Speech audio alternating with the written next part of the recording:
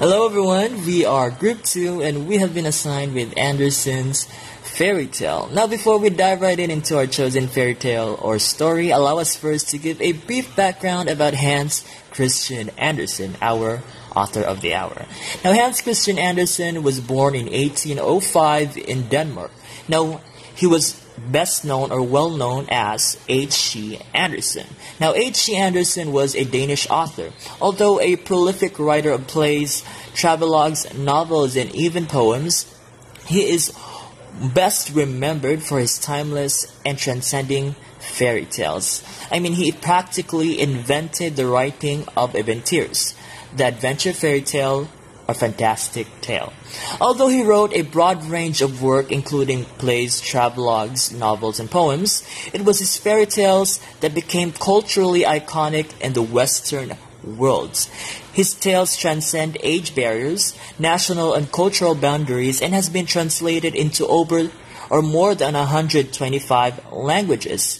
Many of his stories are featured in our favorite collection of favorite fairy tales. His stories have also been inspired by countless plays, ballets, and even movies. Who hasn't watched or seen an animated movie about Thumbelina, or The Little Mermaid, or The Emperor's New Clothes, and The Princess and the Pea, just to name of his few notable works. Now for today, we will be sharing to you another one of his notable works, The Ink and the Inkstand. Now without further ado, I hope you guys enjoy.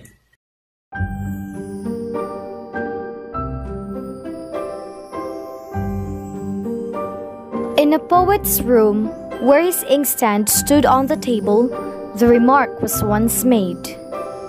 It is wonderful what can be brought out of an inkstand. What will come next? It is indeed wonderful. Yes, certainly. That's what I always say.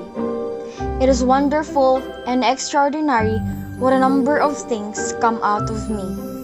It's quite incredible, and I really don't know what is coming next when that man dips his pen into me.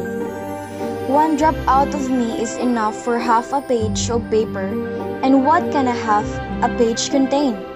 From me, all the works of a poet are produced. All those imaginary characters whom people fancy they have known or met. All the deep feeling, the humor, and the vivid pictures of nature. I myself don't understand how it is, for I am not acquainted with nature, but it is certainly in me. From me have gone forth to the world those wonderful descriptions of troops, of charming maidens, and of brave knights on prancing steeds, of the halt and the blind, and I know not what more, for I assure you I never think of these things. There, you are right. For you, don't think at all. If you did, you would see that you can only provide the means. You give the floor that I may place upon the paper what dwells in me, and what I wish to bring to light. It is the pen that writes, no man doubts that. And indeed, most people understand as much about poetry as an old inkstand. You have had very little experience. You have hardly been in service a week and are already half worn out. Do you imagine you're a poet? You are only a servant, and before you came I have many like you, some of the Ghost family and others of English manufacture. I knew a quill pen as well as I knew a steel one. I have had both experience in my service, and I shall have many more when he comes. The man who performs the mechanical part and writes down what he obtains from me. I should like to know what will be the next thing he gets out of me. Inkpot! Late in the evening, the poet came home. He had been to a concert and had been quite enchanted with the admirable performance of a famous violin player, whom he had heard there. The performer had produced from his instrument a richness of tone that sometimes sounded like tinkling water drops or rolling pearls. sometimes like the birds twittering in chorus, and then rising and swelling in sound like the wind through the fair trees. The poet felt as if his own heart were weeping, but in tones of melody like the sound of a woman's voice.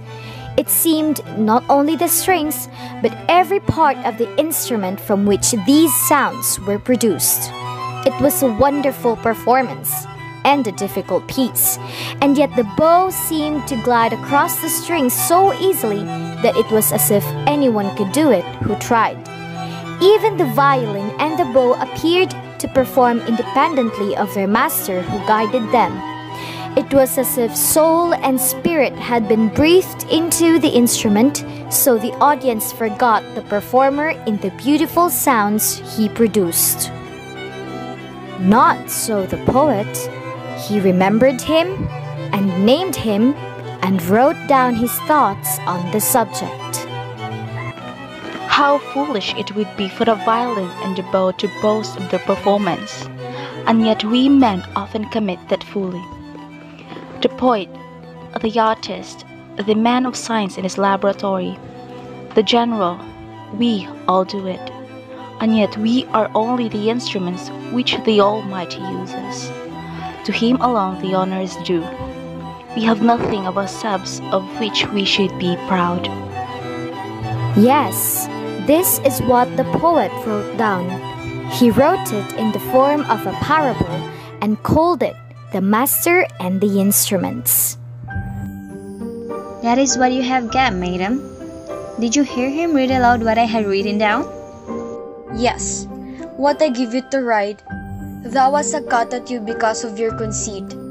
To think that you could not understand that you were being quizzed. I give you a cut from within me.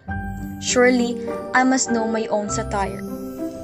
Ink pitcher. Writing stick. And each of them felt satisfied that he had given a good answer. It is pleasing to be convinced that you have settled the matter by your reply. It is something to make you sleep well, and they both slept well upon it. But the poet did not sleep.